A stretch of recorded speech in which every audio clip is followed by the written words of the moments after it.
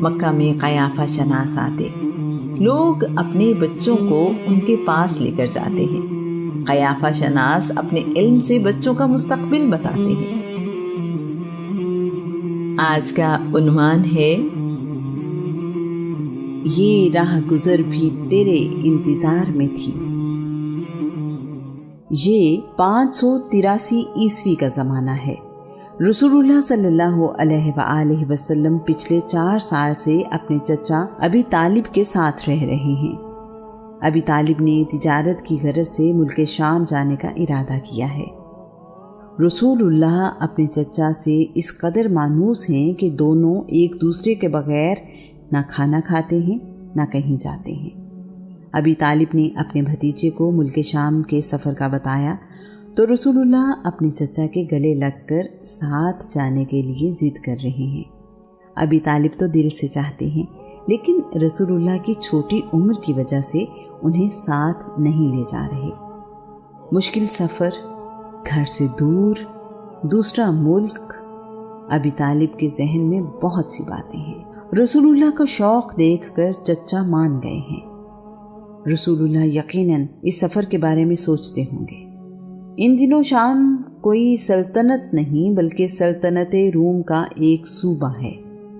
اس دور کے شام میں آج کے ملک اردن، فلسطین، اسرائیل اور لبنان شامل تھے۔ بصرہ یعنی شام، رومی اور ہیرا یعنی عراق کے علاقے ایرانی سلطنتوں کے ماتحت ہیں۔ سفر شروع ہوتا ہے۔ اس سفر میں رسول اللہ کے چچا زبیر بن عبد المطلب بھی ساتھ ہیں۔ اس قافلے میں 22 افراد شامل ہیں۔ رسول اللہ کے لیے بہت کچھ نیا ہے۔ مختلف قبائل کے لوگ ملتے ہیں۔ راستہ اور سفر نیا ہے۔ رسول اللہ بڑے شوق سے دیکھ اور سیکھ رہے ہیں۔ انہیں لوگوں کے ساتھ ملنے اور وقت گزارنے کا موقع بھی مل رہا ہے۔ سفر کی آسانیوں اور مشکلات کا بھی اندازہ ہو رہا ہے۔ مختلف رنگوں اور نوع کے انسان ملے ہیں۔ لوگوں کو تجارت کرتے ہوئے قریب سے دیکھنے کا موقع ہے۔ اس وقت رسول اللہ کی عمر 12 سال 2 مہینے اور 10 دن ہے۔ ایسی بہت سی چیزیں دیکھی ہیں جو مکہ میں نہیں دیکھی۔ بہت سے ملکوں سے آئے ہوئے لوگ ہیں، مختلف زبانیں بولتے ہیں، لباس بھی مختلف انداز کا پہنے ہوئے ہیں۔ سفر کرتے کرتے یہ قافلہ یثرب، تیمہ اور دومت الجندل سے ہوتا ہوا شام کے شہر بصرہ پہنچا ہے، جو دمشق سے عمان کے راستے میں واقع ہے۔ بصرہ خوران کا مرکزی شہر ہے۔ تورات میں اس شہر کا نام باشان بتایا گیا ہے۔ یہ سفر 2000 کلومیٹر لمبا ہے اور یہ سفر تقریباً 50 دن جاری رہا۔ عرب سے آنے والے تاجر بصرہ شہر کے باہر ہی رکا کرتے ہیں۔ شاید آج کے زمانے کے مطابق یہ کوئی ڈھابا یا ٹرک ہوٹل تھا۔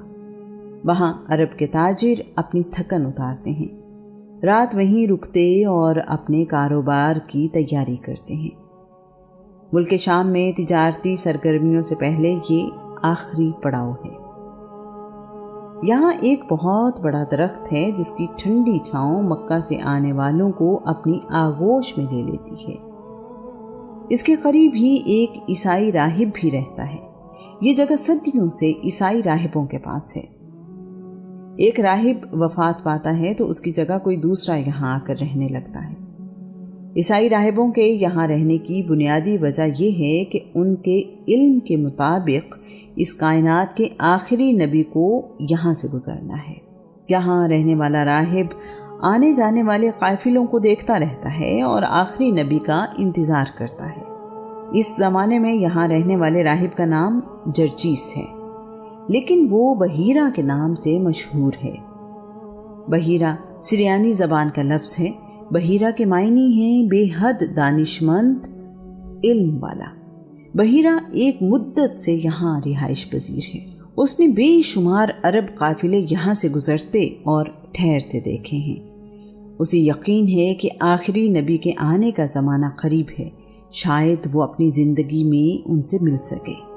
اس بار عرب تاجروں کا جو قافلہ بصرہ آیا ہے وہ پہلے تمام قافلوں سے مختلف ہے۔ بحیرہ نے کچھ غیر معمولی چیزیں دیکھی ہیں۔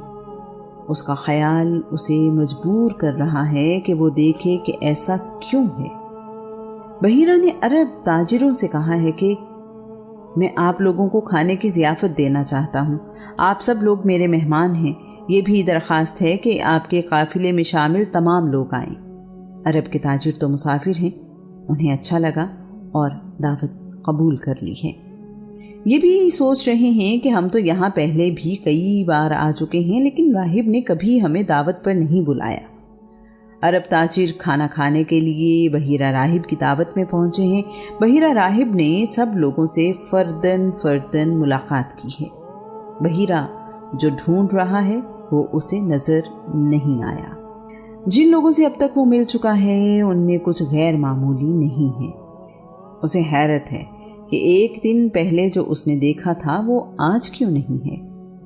اسے یقین ہے کہ اس کی آنکھیں دھوکہ نہیں کھا رہی۔ مجھے یہاں رہتے ہوئے ایک زمانہ گزر گیا ہے، میں نے کبھی ایسی غیر معمولی چیزیں نہیں دیکھی جو کل اس عرب قافلے کے آتے ہوئے دیکھی ہیں۔ آخر وہ کون ہے جو مجھے ابھی تک نظر نہیں آیا؟ بحیرہ نے عرب تاجروں سے پوچھا، کیا تمہارے قافلے میں شامل سب لوگ یہاں آ گئے ہیں؟ عرب تاجر کہنے لگے، ایک بچہ بھی ہمارے ساتھ ہے جو یہاں نہیں آیا، ہم اسے اپنے سامان کی دیکھ بھال کے لیے چھوڑ آئے ہیں۔ بحیرہ نے خواہش ظاہر کی اور کہا، اس بچے کو بھی میری دعوت میں لے آئیں، میں چاہتا ہوں کہ آپ کے قافلے میں شامل سب لوگ میرے مہمان بنے۔ ہوا کچھ یوں کہ جب ان تاجروں کا قافلہ اس پڑاؤ کی طرف بڑھ رہا تھا تو بحیرہ نے دیکھا کہ بادل کا ایک ٹکڑا ان لوگوں پر سایہ کیے ہوئے ہے۔ جیسے جیسے یہ قافلہ آگے بڑھ رہا ہے بادل کا ٹکڑا بھی آگے بڑھ رہا ہے۔ بحیرہ ایک مدت سے یہاں آباد ہے، اس نے ایسا کبھی نہیں دیکھا۔ یہ دیکھ کر بحیرہ کی توجہ ان لوگوں کی طرف ہوئی۔ جب یہ قافلہ قریب آیا تو بادل کا ٹکڑا بھی قریب آ گیا۔ بحیرہ نے غور کیا تو بادل کا ٹکڑا پورے قافلے پر سایہ کیے ہوئے نہیں تھا بلکہ سایہ ایک دو لوگوں کے سر پر تھا۔ قافلہ رکا تو بادل بھی رک گیا۔ کہیں یہ وہی ہستی تو نہیں ہے جس کا مجھے انتظار ہے؟ بحیرہ اپنے آپ سے سوال کرنے لگا۔ قافلہ درخت کے سائے میں رکا تو اس درخت کی شاخیں بھی جھک گئیں۔ بادل کا ٹکڑا اور درخت کی شاخوں کا جھکنا سائے والی جگہ کو اور بھی پرسکون بنا رہا تھا۔ بحیرہ نے سوچ لیا کہ میں اس قافلے کے تمام لوگوں سے ملوں گا۔ الہامی کتابوں میں بتائی گئی نشانیوں کو اس قافلے کے لوگوں میں تلاش کروں گا۔ بحیرہ اس سے پہلے کسی عرب تاجر سے بات بھی نہیں کرتا تھا۔ بحیرہ دعوت میں آئے ہوئے تمام لوگوں سے مل چکا ہے۔ اسے ایک بھی چہرہ ایسا نہیں ملا جس کی بحیرہ کو تلاش ہے۔ بحیرہ کی درخواست پر بچہ بھی یہاں آ گیا ہے۔ یہ کیا؟ بحیرہ کی حیرانی اور خوشی بیان سے باہر ہے۔ وہ جس کی تلاش میں ہے یہ تو ہو بہو وہی چہرہ ہے۔ خوبصورت شکل، کشادہ پیشانی، پر نور چہرہ، سنجیدگی اور پیاری آنکھیں۔ ایسا چہرہ ہے کہ اسے تکتے رہنے کو دل چاہتا ہے۔ معصومیت چہرے سے ظاہر ہو رہی ہے۔ بحیرہ کا مقصد پورا ہو گیا ہے، اسی لیے تو اس نے دعوت کا اہتمام کیا ہے۔ بحیرہ کے لیے باقی لوگ اب شاید وہاں موجود ہی نہیں ہیں۔ نہ اسے عرب کے تاجروں میں کوئی اور خوبصورت نظر آ رہا ہے، نہ شناسا، نہ کوئی بڑا تاجر، نہ ہی کوئی باروب۔ اسے تو زندگی بھر کی محنت وصول ہوتی نظر آ رہی ہے۔ بحیرہ راہب اپنی خوش قسمتی پر نازا ہے۔ اس سے پہلے بھی کئی راہب اس ہستی کا انتظار کرتے کرتے دنیا سے چلے گئے۔ بحیرہ کی ساری توجہ اس بچے کی طرف ہے۔ بحیرہ نے رسول اللہ کو اپنے پاس بٹھا لیا ہے، ان کے ہاتھ اپنے ہاتھوں میں لیتے ہوئے کہا ہے، بیٹا تمہیں لات و عزیٰ کی قسم۔ بحیرہ جانتا ہے کہ عرب کے لوگ لات و عزیٰ کو خدا سمجھتے ہیں۔ میں جو کچھ تم سے پوچھوں سچ بتانا۔ رسول اللہ نے جواب دیا ہے، مجھے لات اور عزا کی قسم نہ دیجیے، خدا کی قسم مجھے جتنی نفرت بتوں سے ہے کسی اور چیز سے نہیں۔ بحیرہ نے کہا، اچھا بیٹا، تمہیں خدا کی قسم میرے سوالوں کے جواب سچ سچ دینا۔ رسول اللہ نے کہا، آپ پوچھیں، میں صحیح صحیح جواب دوں گا۔ بحیرہ رسول اللہ سے ان کی زندگی، عادات، مصروفیات، نیند، شوق وغیرہ کے بارے میں سوال کر رہا ہے۔ وہ سوالوں میں کائنات اور خدا کے بارے میں بھی پوچھ رہا ہے۔ بحیرہ اس خوبصورت شخصیت میں کھو گیا ہے جو ابھی اپنے بچپن میں ہے۔ اس کے سوالوں کے جواب اس کی امید سے بڑھ کر ہیں۔ وہ ذہانت اور سنجیدگی سے بہت متاثر ہوا ہے۔ جب بحیرہ کے خیال میں ساری نشانیاں پوری ہو گئیں تو اس نے رسول اللہ سے کہا ہے کہ میں تمہارے کندھے اور گردن دیکھنا چاہتا ہوں۔ بحیرہ نے جب رسول اللہ کے کندھوں کے درمیان نبوت کی نشانی بھی دیکھ لی تو ابی طالب سے پوچھا، آپ کا اس بچے سے کیا رشتہ ہے؟ ابی طالب نے کہا، یہ میرا بیٹا ہے۔ بحیرہ کی تسلی نہیں ہوئی۔ اس کا علم اور الہامی کتابیں تو کچھ اور بتا رہی ہیں۔ اس نے ابی طالب سے کہا، میرا علم تو مجھے کچھ اور بتاتا ہے۔ ابی طالب بولے، تمہارا علم تمہیں کیا بتاتا ہے؟ بحیرہ نے کہا، اس بچے کو یتیم ہونا چاہیے۔ ابی طالب نے کہا، تم ٹھیک کہتے ہو، یہ میرا بھتیجا ہے اور میرا بھائی وفات پا چکا ہے۔ بحیرہ نے فوراً پوچھا، تمہارے بھائی کی وفات کب ہوئی؟ ابی طالب کہنے لگے، میرا بھائی اپنے بیٹے کے پیدا ہونے سے پہلے ہی فوت ہو گیا تھا۔ بحیرہ کی آنکھوں کی چمک بتا رہی ہے کہ جس ہستی کے لیے وہ یہاں رہتا ہے یہ وہی ہستی ہے۔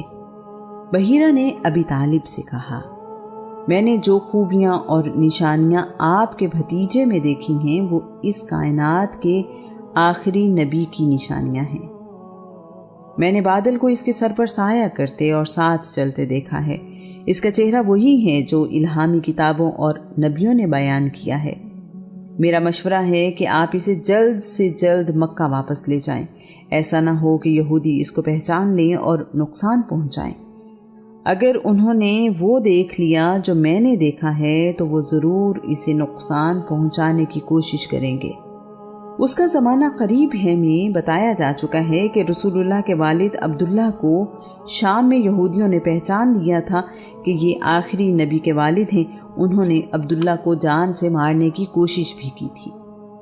بحیرہ راہب کا رسول اللہ کے بارے میں یہودیوں کی طرف سے نقصان پہنچانے کا ڈر بے وجہ نہیں ہے۔ باتیں کرتے کرتے اس کی نظر روم سے آنے والے لوگوں پر پڑی ہے۔ اس نے ان لوگوں سے پوچھا ہے، تم لوگ کس لیے یہاں آئے ہو؟ انہوں نے کہا ہے، ہم اس نبی کی تلاش میں نکلے ہیں جس کی خوشخبری تورات اور انجیل میں دی گئی ہے۔ ہمیں پتہ چلا ہے کہ وہ اس مہینے سفر کے لیے نکلا ہے۔ ہم نے اس کی تلاش میں ہر طرف لوگ بھیجے ہیں۔ اگر وہ ہمیں مل جائے تو ہم اسے قتل کر دیں گے۔ بحیرہ نے ان سے پوچھا، کیا تم میں کوئی زیادہ باخبر آدمی نہیں ہے؟ انہوں نے جواب دیا، ہمیں ساری اطلاع ہے۔ بحیرہ نے ان رومیوں سے کہا، خدا کے بندو، اگر خدا کسی کام کا ارادہ کر لے تو کیا دنیا کی کوئی طاقت اسے روک سکتی ہے؟ وہ بولے، ہرگز نہیں۔ بحیرہ کے سمجھانے سے وہ لوگ اس ارادے سے باز آ گئے اور بحیرہ کے پاس ہی ٹھہر گئے۔ بحیرہ راہب کو انہی لوگوں سے پتہ چلا کہ یہودی آخری نبی کی تلاش میں 7 مختلف راستوں پر انہیں ڈھونڈنے نکلے ہیں۔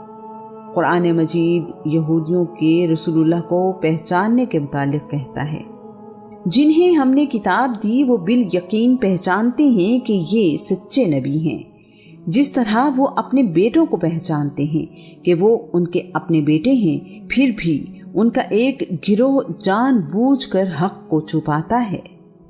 بحیرہ راہب نے خشک روٹی اور زیتون کا تیل رسول اللہ کو پیش کیا ہے۔ بحیرہ راہب اس کے بعد اپنی قیام گاہ کی طرف چلا گیا اور بار بار کہہ رہا ہے، میرا اندازہ درست تھا، آج میرے من کی مراد پوری ہو گئی، میں تو اسی انتظار میں تھا۔ ابی طالب تو ہمیشہ سے ہی اپنے بھتیجے پر جان نثار کرتے ہیں۔ انہوں نے رسول اللہ کو باپ کی طرح چاہا، پالا اور سرپرستی کی ہے۔ ان کے لیے بھتیجا بیٹوں سے زیادہ اہم ہے۔ ان کے اپنے بچے بھوکے سو سکتے ہیں، رسول اللہ کے لیے وہ یہ برداشت نہیں کرتے۔ مکہ کا عزت دار انسان، بنی ہاشم کا سردار، اپنے علاقے کا سخی، اپنی جان سے زیادہ رسول اللہ کی حفاظت کو اہم سمجھتا ہے۔ ابی طالب مکہ سے سامان تجارت لے کر شام اس لیے آئے ہیں کہ اچھا منافع حاصل ہوگا، آسودگی آئے گی اور زندگی گزارنا آسان ہو جائے گا۔ طالب بن ابی طالب، عقیل بن ابی طالب اور جعفر بن ابی طالب کا مستقبل اچھا ہوگا۔ ابی طالب نے ایک لمحے کے لیے بھی نہیں سوچا کہ ملک شام آنے کا مقصد کیا ہے۔ انہوں نے 2000 کلومیٹر کا سفر اونٹوں پر کس لیے طے کیا ہے؟ مہینوں کی مسافت کس لیے ہے؟ انہیں تو بس اپنے بھتیجے کی حفاظت کی فکر ہے۔ مالی اور دنیاوی فائدہ نظر انداز کیا، اپنا مال اونے پونے داموں بیچا۔ مکہ سے ساتھ آئے ہوئے تاجر پریشان ہیں کہ ایک عقل مند اور ذمہ دار تاجر سب کچھ جانتے اور سمجھتے ہوئے بھی اپنا سامان بغیر نفع کے بیچ رہا ہے۔ اسے اب ملک شام سے سامان خرید کر مکہ لے جانے میں بھی کوئی دلچسپی نہیں ہے۔ ابی طالب یہیں سے رسول اللہ کے ساتھ مکہ واپس لوٹ آئے ہیں۔ ابی طالب نے بحیرہ سے مل کر یہ جان لیا ہے کہ یہ راہ گزر بھی تیرے انتظار میں تھی۔ تاریخ اس بارے میں خاموش ہے کہ رسول اللہ کے چچا زبیر بن عبد المطلب بھی ان کے ساتھ مکہ واپس آ گئے یا باقی تاجروں کے ساتھ ملک شام میں ہی رکے۔ رسول اللہ سفر شام سے واپس آ چکے ہیں۔ اب 591 عیسوی کا زمانہ ہے۔ رسول اللہ کی زندگی پہلے جیسی ہی ہے۔ آپ بکریاں چرانے جاتے ہیں اور کائنات پر غور کرتے ہیں۔ اس زمانے میں رسول اللہ کا ملک شام جانا اور بہت سے تجربات سے گزر کر واپس آنا بہت اہم ہے۔ رسول اللہ اپنے ہم عمر لڑکوں سے زیادہ با اعتماد بھی ہیں اور علم بھی ان سے زیادہ رکھتے ہیں۔ رسول اللہ کو بکریاں چراتے ہوئے 12 سال گزر چکے ہیں اور شام سے واپس آئے ہوئے 8 سال۔ اب رسول اللہ تجارت کرتے ہیں، سامان تجارت دور دراز علاقوں میں لے کر جاتے ہیں۔ اب رسول اللہ کی عمر 20 سال ہے۔ جب رسول اللہ کسی سفر سے واپس آتے ہیں تو کاروبار کا مکمل حساب کتاب دیتے ہیں۔ کچھ ہی عرصے میں لوگوں میں یہ بات مشہور ہو گئی ہے کہ محمد کو تجارت کے لیے بھیج کر بے فکر ہو جاؤ۔